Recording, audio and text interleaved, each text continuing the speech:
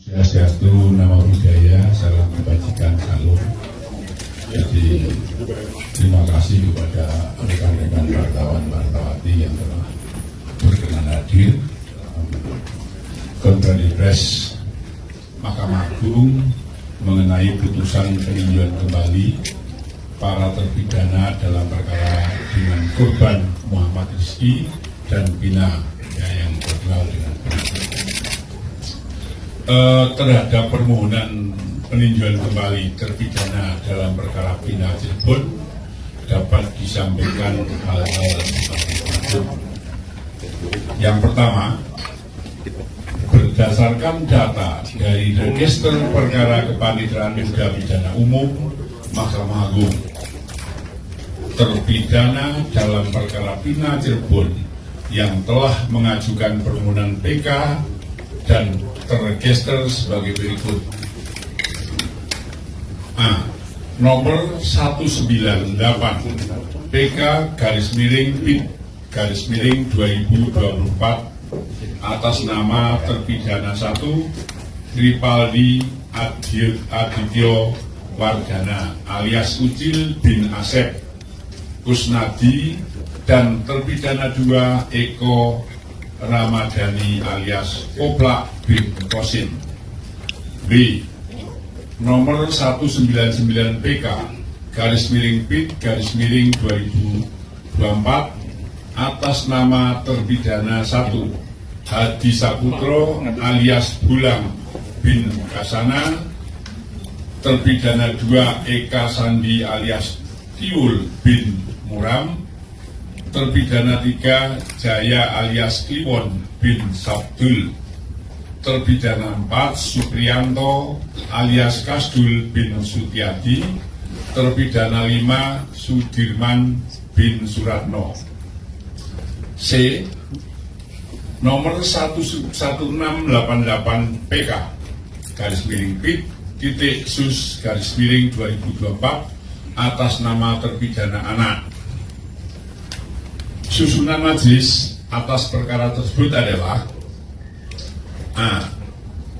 Dalam perkara PK nomor 198 PK /PIT/2024 diperiksa oleh majelis Dr. Burhan Dahlan Sarjana Hukum Magister Hukum sebagai Ketua Majelis, Yohanes Priana Sarjana Hukum Magister Hukum, dan Sigit Triono Sarjana Hukum Magister Hukum masing-masing sebagai hakim anggota.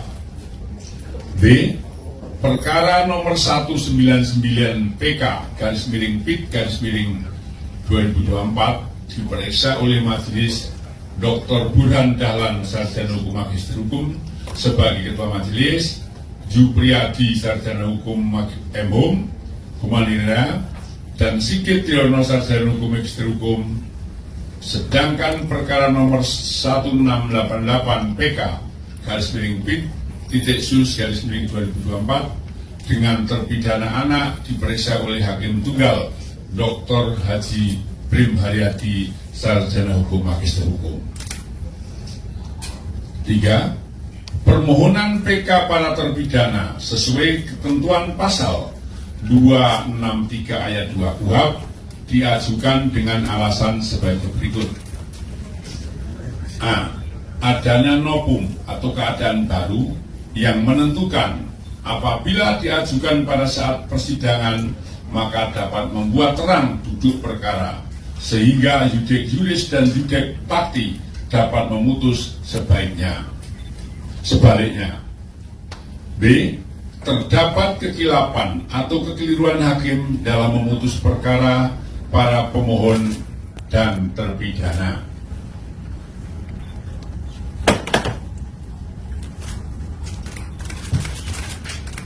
Empat.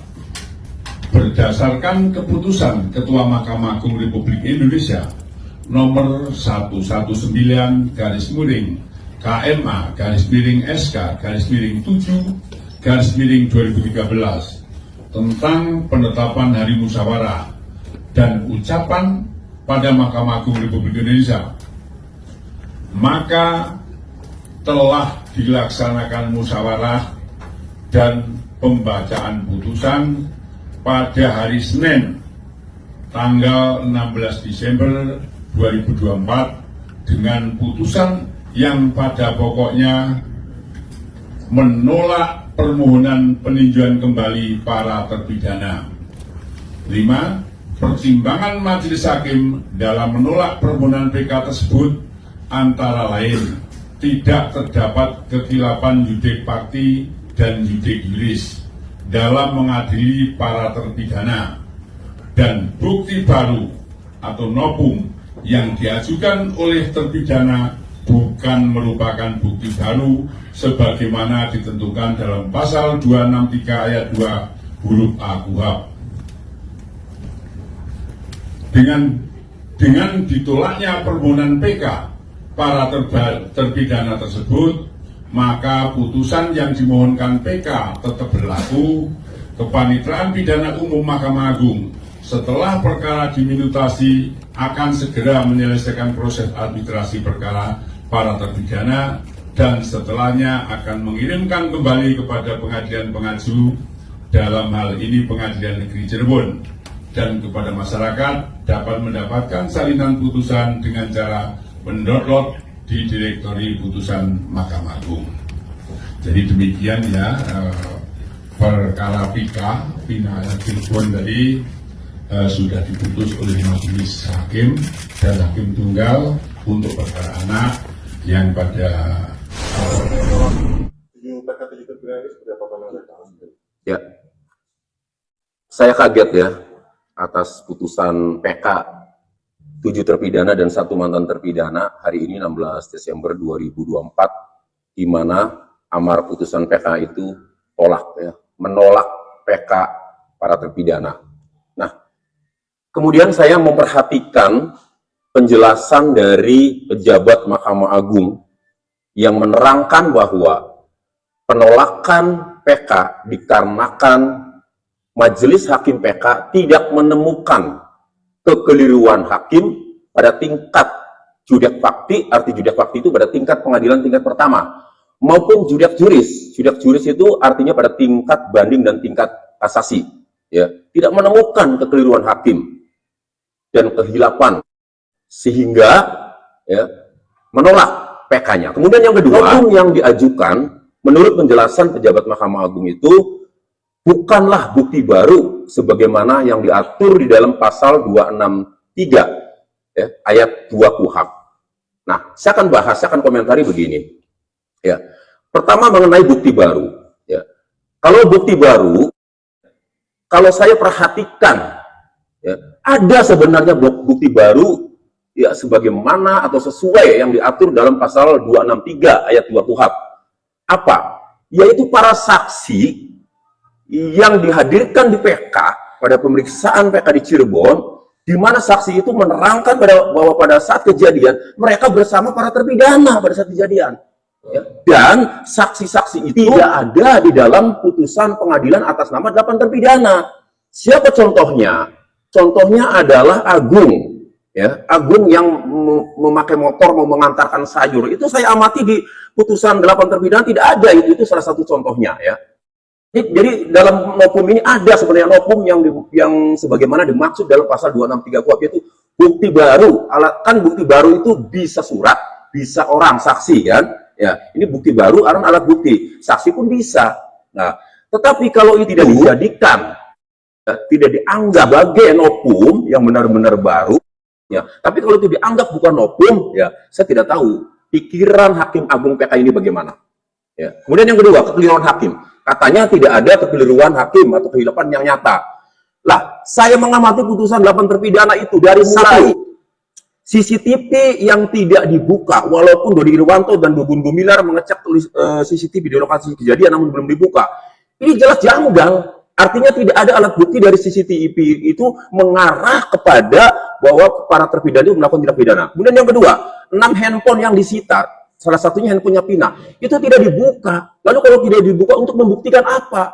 Tetapi tidak dibuka pun itu dijadikan alat bukti untuk menghukum 8 terpidana. Kemudian ada kayu yang dianggap didakwakan untuk memukul bambu. Ya.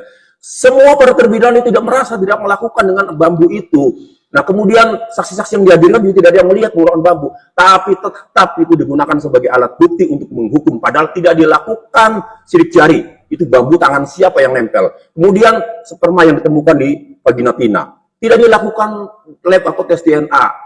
Para terpidananya juga tidak dilakukan tes DNA, tetapi digunakan untuk menghukum 7 terpidana melakukan persetubuhan, terkecuali Sakat Tatal. Nah, dari kejanggalan-kejanggalan itu kalau tetap diputus bersalah, itu namanya kekeliruan hakim. Kehilapan hakim itu. Lalu bagaimana kalau ya hakim PK ini mengatakan bahwa tidak menemukan kekeliruan hakim, kehilapan hakim pada putusan pengadilan pada tingkat pertama atas nama 8 terpidana itu. Lalu bagaimana pemikirannya? Saya sih ini meragukan nih kompetensi ya, kemampuan hakim PK dalam memeriksa PK perkara 8 terpidana ini. Sepertinya hakim PK ini harus lebih teliti lagi, harus belajar hukum lebih teliti lagi. Atau saya menduga jangan-jangan ini dibuat pertimbangan seperti ini, jangan karena menjaga 3 institusi. Ini pikiran saya ya, saya nggak tahu nih kan. Nah, tapi kalau dilihat tidak ada kekeliruan, tidak ditemukan kekeliruan, saya tidak sependapat. Saya getol mempelajari ya, putusan 8 terpidana itu. Dan ada kekeliruan hakim itu. Hanya saja waktu itu, kekeliruan hakim itu ada batas waktunya. Kalau saya berpendapat, diatur dalam pasal 69 Undang-Undang nomor 14 tahun 85 tentang Mahkamah Agung, kekeliruan hakim itu, apabila PK dengan alasan kekeliruan hakim, diajukan paling lama 6 bulan atau 180 hari. Sejak putusan itu memperoleh kekuatan hukum tetap. Kapan memperoleh kekuatan hukum tetap? Tahun 2017, waktu itu kan. Saya pikir itu ya. Nah, ternyata itu tidak ditemukan. Nah, berarti ini hakim PK, saya menyimpulkannya, saya melihat hakim PK ini telah melakukan kekeliruan dan kehilapan yang nyata dalam memutus PK 8 terpidana ini. Lalu kalau hakim PK melakukan kekeliruan yang nyata, kehilapan, kita mengadu kemana? Karena tingkat upaya hukum luar biasa yang terakhir ya, upaya hukum yang terakhir adalah upaya hukum luar biasa ini PK. Jadi menurut saya ya harus diperiksa ini. Hakim PK-nya oleh Komisi Yudisial harus diperiksa oleh Komisi Yudisial itu. Berarti untuk langkah selanjutnya pengungkapan kasus ini kan bisa dibilang masih janggal ya. Selanjutnya gimana? Ya, kalau jelas pejabat MA Mahkamah Agung itu menerangkan bahwa penolakannya itu bukan karena jangka waktu kadaluarsa, karena tidak ditemukannya kekeliruan hakim, maka ajukan PK lagi saja. Boleh kok, karena dalam pasal 263 ayat 1 KUHP itu tidak diatur harus 1 kali, 2 kali atau dibatasi, tidak. Hanya di situ terhadap putusan yang telah memperoleh kekuatan hukum tetap ya terpidana itu bisa mengajukan PK. Ajukan lagi saja. Siapa tahu kan nanti hakim PK-nya itu ya, benar-benar mempertimbangkannya secara hukum. Intinya saya melihatnya ini ada kekeliruan hakim, ada kehilapan hakim, saya melihatnya. Ya, bayangkan, kalau ada saksi yang meringankan kemudian tidak dipertimbangkan pada saat 2016, 2017, saya ambil contoh, ya, Sakat Tatal. Sakat Tatal itu, ya, ada saksi pamannya yang mengatakan bahwa pada saat kejadian, Sakat Tatal itu bersama pamannya itu di rumah neneknya. Artinya harusnya hakim itu ragu. Kalau ragu, jangan putus bersalah. Kalau ragu, bebaskan. Karena untuk menghukum orang. Tapi diabaikan, tetap diputus juga. Apa itu bukan kekeliruan, bukan kehilapan. Kekeliruan, kehilapan. Lalu bagaimana jadinya kalau hakim PK mengatakan tidak menemukan kekeliruan hakim pada tingkat judek fakti, pada putusan pengadilan tingkat pertama. Itu. Nah, jadi ajukan lagi saja. Ya, menurut saya kalau dengan alasan kekeliruan. Yang penting alasan PK-nya bukan karena kadaluarsa ya, tapi kalau udah kadaluarsa ya susah kan, nanti sampai kapanpun diajukan ya tetap kadaluarsa lagi, ditolak lagi ya. Tapi kalau alasannya itu karena tidak ditemukan kekeliruan hakim, ya sudah ajukan lagi saja. Pendapat saya ini ada kekeliruan hakim pada putusan 8 terpidana itu gitu.